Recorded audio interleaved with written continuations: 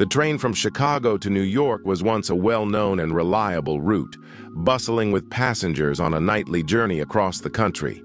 But in recent months, something strange had been happening. Each night, at a specific point on the route, the train would stop, seemingly for no reason, and passengers would vanish without a trace. As new passengers boarded, they too would disappear, one by one. Rumors swirled around the mystery of the vanishing train, but no one could explain what was happening. Some whispered that it was the work of an evil force. Others believed it was a supernatural curse. But one person, a determined detective named Jack Harper, wasn't about to let a strange legend go unsolved.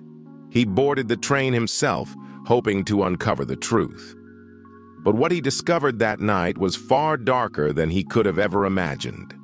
Trapped on the train were not only the missing passengers, but the long-dead souls of those who had vanished a century ago, stuck in a never-ending journey, forever.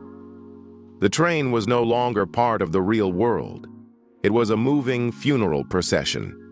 It was a cold autumn evening when Detective Jack Harper stood on the platform of Chicago's Union Station. The whistle of the departing train sounded like a call to adventure, but for Jack, it was something more, an opportunity to uncover the truth behind a string of mysterious disappearances. Jack was a seasoned detective with the Chicago Police Department. His career had led him to investigate countless cases, robberies, murders, disappearances, but the case of the vanishing train was unlike anything he had ever encountered.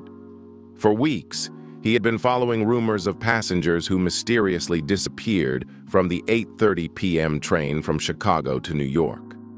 The train would stop at a certain point in the journey, and then the people would be gone, as though they had never existed at all. New passengers would board at the next station, only to face the same fate. Jack wasn't one to believe in supernatural stories, but the sheer number of witnesses and reports had him intrigued. There had to be some logical explanation for it, he thought. But as the days went on, the case grew stranger, and soon, Jack realized he would have to take a more personal approach if he wanted to uncover the truth. The detective purchased his ticket, boarded the train, and found his seat. He wasn't sure what he expected, but the rhythmic motion of the train as it started its journey was oddly soothing. As the train rolled through the darkened countryside, Jack's thoughts swirled with theories. Was it a simple case of mass hysteria, a coordinated hoax, or was something more sinister at play? Around midnight, the train slowed as it approached the spot where the disappearances were reported to occur. Jack's eyes narrowed as he peered out the window, scanning the empty, desolate tracks in the darkness. He checked his watch. It was almost time. Suddenly, the train came to an abrupt stop, and the lights flickered. The hum of the train's engine died, leaving an eerie silence in its wake. Jack's heart began to race as he glanced around the dimly lit car. The other passengers, seemingly unaware of the strange occurrence, continued reading or dozing in their seats. But Jack knew something was about to happen. He stood up, his senses on high alert, and started to walk down the aisle.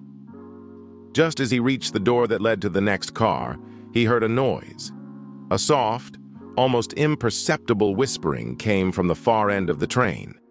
Jack's instincts kicked in, and he moved cautiously toward the sound. As he passed through the carriages, the temperature seemed to drop. His breath became visible, and the air felt thick, like it was pressing down on him. He reached the last car, where the whispering seemed to be coming from. He turned the handle and pushed open the door. What he saw made his blood run cold. The train car was empty, except for a handful of people sitting quietly in their seats. They were dressed in old-fashioned clothing, their faces pale and gaunt. Their eyes were dull, and there was something unnatural about the way they sat, perfectly still, as if they were trapped in time. Jack took a step closer, his mind racing to comprehend what was happening. And then, one of the passengers turned his head and looked directly at Jack. The man's face was unnervingly blank, But his eyes were filled with a deep, sorrowful emptiness. He opened his mouth, but no sound came out. Jack took a step back, confused and alarmed, when the man suddenly stood up and walked toward him. "I'm sorry," the man whispered, his voice barely audible. "You shouldn't be here." Before Jack could respond, the man collapsed to the floor, his body stiffening in a grotesque, unnatural manner. And then, with an eerie stillness, the others in the car began to stir. Slowly, they all stood up, one by one, their eyes fixed on Jack. They were not living people. They were ghosts, or worse, something worse than that. They were the souls of the passengers who had disappeared over the years, trapped in the endless loop of the vanishing train. Suddenly, the train lurched forward, and Jack felt himself being pulled along with it. He stumbled, trying to keep his balance, but the strange energy in the car seemed to be dragging him toward the other end of the train. The train began to move again, slowly at first, then faster, as if it were running away from something, or toward something. Jack's mind raced, but he couldn't make sense of what was happening. He tried to open the door to the next car, but it was locked. Desperation gripped him as he banged on the door, shouting for help. But no one responded. Not the ghosts, not the living passengers. No one. The train began to pick up speed, and the world outside the windows became a blur of darkness. Jack could feel the weight of the train pressing on him, and the air around him became heavier, suffocating.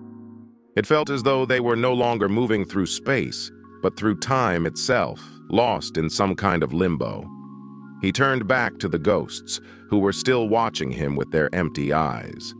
They moved in eerie silence, their faces twisted with pain and longing. He realized with growing horror that they weren't just passengers. They were trapped souls, caught in an endless, unbroken cycle, forever bound to this train. The train, he now understood, wasn't traveling through the world. It was stuck in between, neither here nor there, a place where the dead couldn't escape, and the living were doomed to join them. One of the ghosts, an elderly woman with hollow eyes, approached Jack. She whispered, "You have to get off this train, or you will stay here too, forever." But before Jack could respond, the train plunged into darkness, and the sounds of the outside world faded away. The oppressive silence was broken only by the hum of the train's wheels as they clicked over the tracks. Jack's eyes widened with realization. The train had become something else. It wasn't part of the real world anymore. It was a moving funeral procession, a conveyance for lost souls who could never reach their final resting place. As the train continued its endless journey through the dark, Jack Harper understood that he would never leave this place. Not alive. He was now a part of the vanishing train's tragic history, just another soul trapped in an eternal ride, with no way to escape the nightmare of its ceaseless, ghostly course. The next morning, the authorities received a report of a missing person. Detective Jack Harper. His disappearance was just the latest in a long line of cases related to the vanishing train. But no one ever figured out the truth about what happened to him. No one ever realized that Jack had become just another passenger, another ghost on the never-ending ride of the vanishing train. And so, the train continued its endless journey, picking up new passengers each night, each one destined to disappear, to be trapped in the limbo of the train's unbroken path. Forever. If you enjoyed the chilling tale of the vanishing train, don't forget to like and share with your friends. Who knows, they might find themselves haunted by the mystery too. Have you ever experienced something unexplainable or heard a haunting legend? Drop a comment below and share your own spooky stories or theories about the vanishing train. We'd love to hear your thoughts. And remember, if you dare, the train might just be waiting for you. Stay tuned for more dark tales.